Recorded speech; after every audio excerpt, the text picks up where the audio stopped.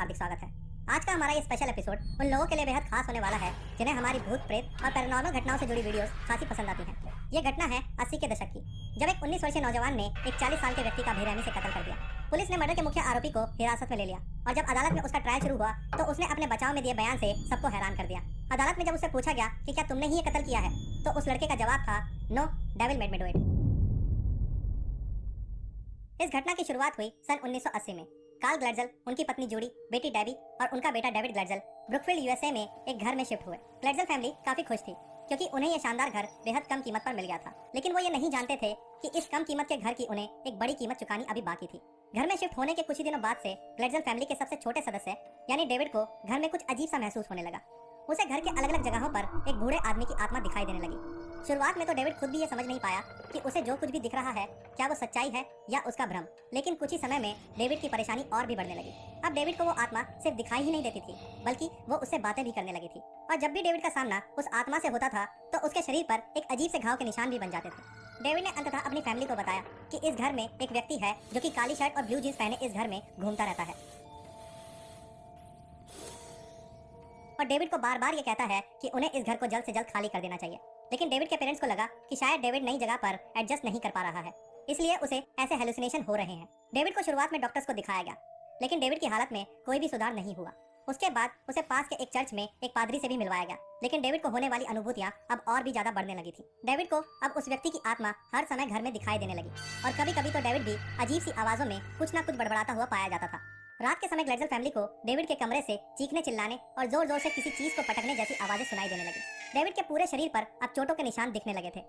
ग्लैडज़ल परिवार को अब लगने लगा था कि शायद वो अपने 11 वर्षीय बेटे डेविड को हमेशा के लिए खो देंगे।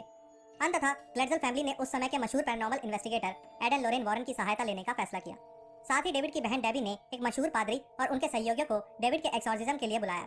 डेबी ने अपने बॉयफ्रेंड को भी घर में रहने के लिए बुला लिया था ताकि वो डेविड की देखभाल करने में डेबी और उसकी फैमिली की मदद कर सके। एक्सॉर्सिज्म के दौरान डेविड एक अलग ही रूप में दिखाई देने लगा। उसकी आंखों का रंग और उसकी आवाज बदल सी गई और वो बेहद हिंसक होकर अपने आसपास खड़े लोगों को क्षति पहुंचाने की कोशिश करने लगा। एडन लोरेन, डेविड की पूरी फैमिली, 3 पादरी और डेबी का बॉयफ्रेंड आर्नी उस वक्त मौजूद थे, लेकिन ये सब मिलकर भी 11 साल के बच्चे डेविड को काबू नहीं कर पा रहे थे। ऐसा लग रहा था मानो कि डेविड के शरीर में अचानक बेशुमार ताकत आ गई हो, जिसे डेविड खुद भी कंट्रोल नहीं कर पा रहा था। एक्सॉर्सिज्म की प्रक्रिया के दौरान डेविड की हालत बहुत ज्यादा बिगड़ने लगी। वह किसी भी वक्त खुद को या वहाँ मौजूद अन्य लोगों को गंभीर नुकसान पहुंचा सकता है। यही डर वहाँ मौजूद हर इंसान के मन में था। आर्नी से डेविड की यह हालत देखी नहीं गई और उसने डेविड को जोर जोर से झकझोरते हुए कहा कि अगर तुम में दम है तो मुझसे लड़कर दिखाओ। दूसरी तरफ पादरी एक्सॉर्सिज्म की प्रक्रिया को खत्म करने में लगे हुए थे। इसके कुछ ही देर बाद डेविड धीरे धीरे शांत होने लगा और तब जाकर सभी ने चैन की सांस ली। थोड़ी ही देर बाद सब कुछ ठीक ठाक लगने लगा। डेविड को होने वाली अनुभूतियां अब कम हो चुकी थी। अब सब कुछ सामान्य सा होने लगा था। इसके बाद डेविड पर लगातार 3 बार एक्सॉर्सिज्म किया गया ताकि वह पूरी तरह से उस आत्मा से निजात पा सके। एडन लोरेन ने इस केस के बारे में बताते हुए एक इंटरव्यू में कहा था कि जब वह उस छोटे बच्चे डेविड से पहली बार मिले थे तभी जान गए थे कि डेविड पर किसी बुरी आत्मा का साया है, लेकिन अपनी आगे की तफ्तीश में उन्हें पता लगा कि उस घर में 1-2 नहीं बल्कि 43 आत्माएं थी और वो सभी आत्माएं डेविड के शरीर को अपना घर बना चुकी थी, लेकिन उनमें से जो आत्मा सबसे शक्तिशाली थी सिर्फ वही डेविड को नजर आती थी।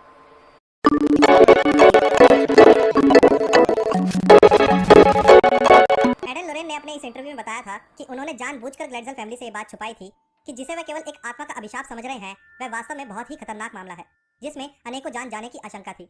इसके कुछ ही दिनों बाद डेबी और उसका 19 वर्षीय बॉयफ्रेंड आर्नी जॉनसन एक साथ कनेटिकट में एक मकान में रहने लगे, जहां वह मकान मालिक एलन बोनो के कुत्ते की देखभाल भी करते थे, जिसके बदले में उन्हें मकान का किराया नहीं देना पड़ता था। इस घर में आर्नी की बहन वांडा और डेबी की 9 वर्षीय कजन मैरी भी आर्नी और डेबी के साथ रहा करते थे। आर्नी अब पहले से ज्यादा शांत और गंभीर रहने लगा था।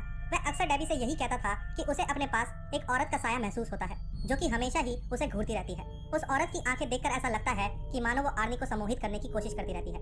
एक दिन जंगल में लकड़ी काटते वक्त आर्नी को फिर एक बार ऐसी ही अनुभूति हुई कि मानो उस औरत का साया दूर कहीं से उसे देख रहा हो। इसके बाद आर्नी घबराकर घर वापस लौट आया। आर्नी का लैंडलॉर्ड बोनो अक्सर शराब के नशे में धुत रहता था। उस दिन भी घर का माहौल कुछ ऐसा ही था। घर के सभी सदस्यों ने उस दिन बोनो के साथ ही लंच किया, लेकिन बोनो उस दिन शराब के नशे के कंट्रोल से बाहर हो चुका था। उसने तेज म्यूजिक चलाकर सभी को डांस करने के लिए कहा, लेकिन आर्नी को बोनो का ये व्यवहार पसंद नहीं आ रहा था।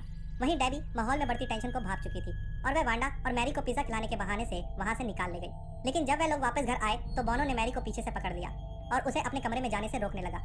आर्नी यह देखकर गुस्से में लाल हो उठा और अचानक आर्नी की आंखें किसी जानवर की तरह चमकने लगी और उसकी आवाज किसी राक्षस जैसी भारी और डरावनी हो गई। एक पल के लिए ऐसा लगा मानो आर्नी किसी डीमन यानी शैतान में बदल चुका हो।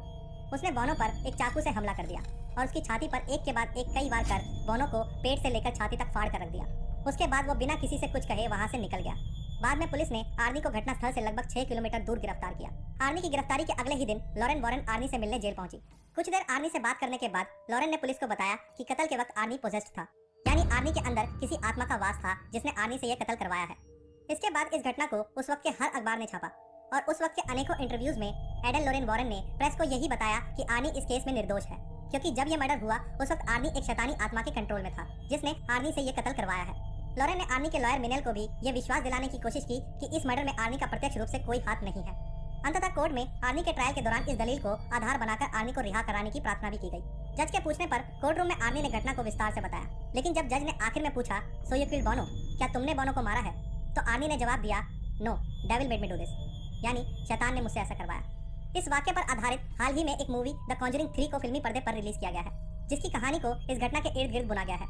आप लोगों को अभी तक शायद ये लग रहा होगा कि आर्नी का ये स्टेटमेंट किसी गुनाह से बचने का आसान तरीका हो सकता है, लेकिन एडन लॉरेन ने जब कोर्ट में उस दिन डेविड पर हुए एग्जॉर्सिज्म की ऑडियो सुनाई तो जजेस भी काफी हद तक आश्वस्त हो चुके थे कि इस केस को एक पैरानॉर्मल घटना के एंगल से भी देखे जाने की जरूरत है।